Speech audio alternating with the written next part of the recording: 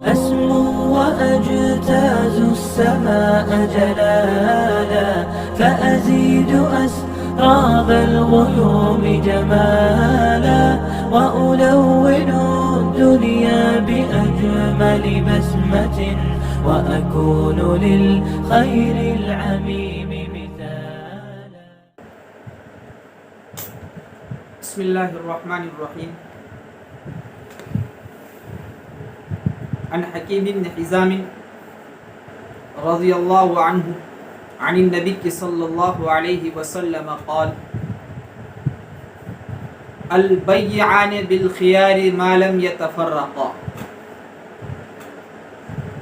أو قال حتى يتفرقا، فإن صدقا وبينا بورك لهما في بيعهما، وَإِن كَذَبَا وَكَتَمَا مُحِقَتْ بَرْكَةُ بَيْعِهِمَا متفق علیہ. حضرت حکیم بن حزام رضی اللہ تعالیٰ عنہ سے روایت ہے کہ نبی پاک صلی اللہ علیہ وسلم نے ارشاد فرمایا: بائع اور مشتری دونوں کو اختیار ہے جب تک جدا نہ ہو، اور اگر وہ دونوں سچ بولے اور واضح کر دے تو ان کے بیع میں برکت دی جاتی ہے، اور اگر وہ دونوں جھوٹ بولے یا بات کو چھپائے تو ان کی خرید و فروخت سے برکت مٹائی جاتی ہے. حدیث پاک میں دو اہم باتوں کی طرف اشارہ کیا گیا ہے اور بہت باریک بات ہے.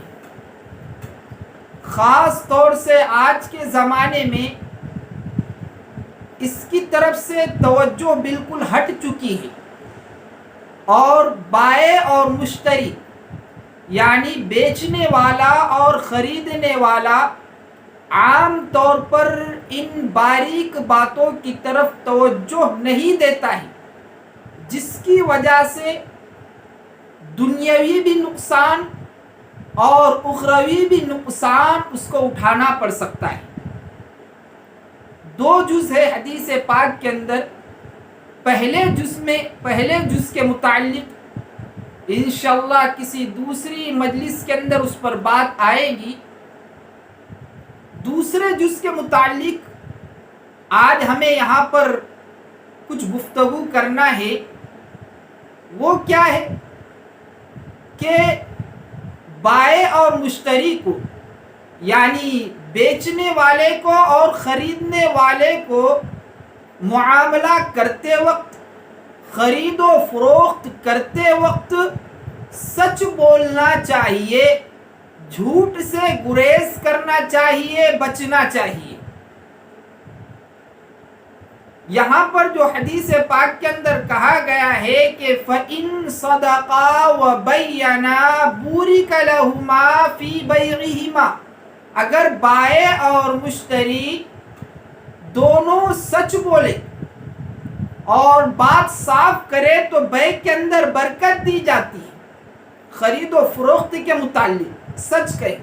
اب یہاں بات یہ ہے کہ دونوں سچ کہے یا اگر دونوں میں سے کوئی ایک جھوٹ بولے.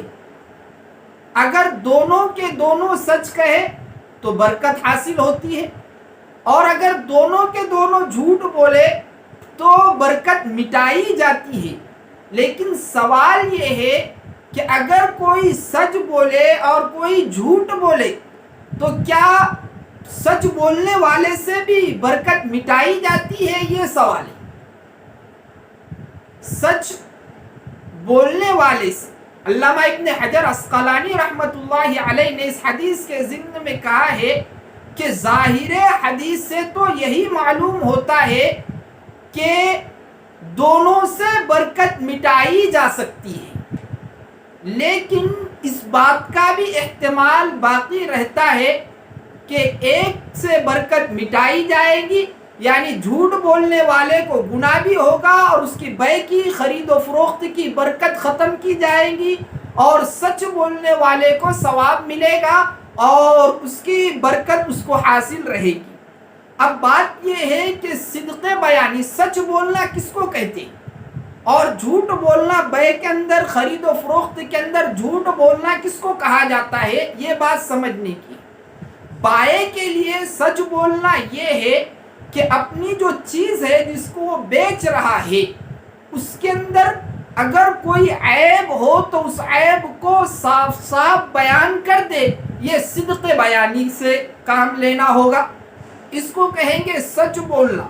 خام و خواہ کی اس کے اندر تعریفیں نہ کرے، جو چیز مبی کے اندر نہیں ہے، جو خصوصیت یا جو وصف مبی میں نہیں پایا جاتا ہے، وہ چیز جو بیچ رہا ہے اس میں نہیں پایا جاتا ہے، بلا کسی وجہ کے اپنی شے کی قیمت کو بڑھانے کے لیے خام و خواہ اس کی تعریف نہ کرے۔ اور کذب بیانی کا مطلب کیا ہوتا ہے کہ جیسے خریدنے والا ہی وہ بیچنے والے کے پاس چلا گیا اور اس کو اس نے ایک متعین قیمت کہہ دی کہ اتنی قیمت کے اندر میں یہ چیز بیچ رہا ہوں، تو خریدنے والا یہ کہتا ہے کہ یہی چیز فلاں دکان کے اوپر ہمیں اس سے بہت کم دام میں مل رہی ہے، بہت کم قیمت کے اندر مل رہی ہے، حالانکہ اس نے دوسری دکان پر اس کی قیمت دیکھی بھی نہیں ہے۔ یہ کذب بیانی ہو گئی۔ اس کی نحوست یہ ہوتی ہے کہ بائع سے بھی ہو سکتا ہے اور مشتری سے بھی ہو سکتا ہے کہ دونوں کے دونوں سے بے کی برکت کو، یعنی تجارت کی برکت کو، خرید و فروخت کی برکت کو مٹایا جا سکتا ہے۔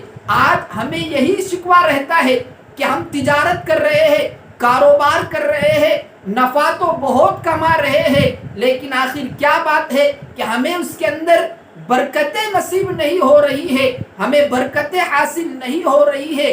ان کی وجوہات میں سے برکت کے ختم ہونے کی بہت ساری وجوہات میں سے ایک بہت بڑی وجہ ہے تجارت کے اندر جھوٹ سے کام لینا۔ اس لیے ہم امت مسلمہ کے لیے بہت ضروری چیز یہ ہے کہ ہم خرید و فروخت کرتے وقت صدق بیانی سے کام لیں، سچ بولے اور جھوٹ سے جہاں تک ہو سکے حتی الامکان ہم پرہیز کرنے کی کوشش کریں۔ اللہ رب العزت ہم تمام کو خرید و فروخت کے اندر، تجارت کے اندر برکت نصیب فرمائے اور بے برکتی سے تمام امت مسلمہ کی حفاظت فرمائے۔ آمین۔ وآخر دعوانا ان الحمد للہ رب العالمین۔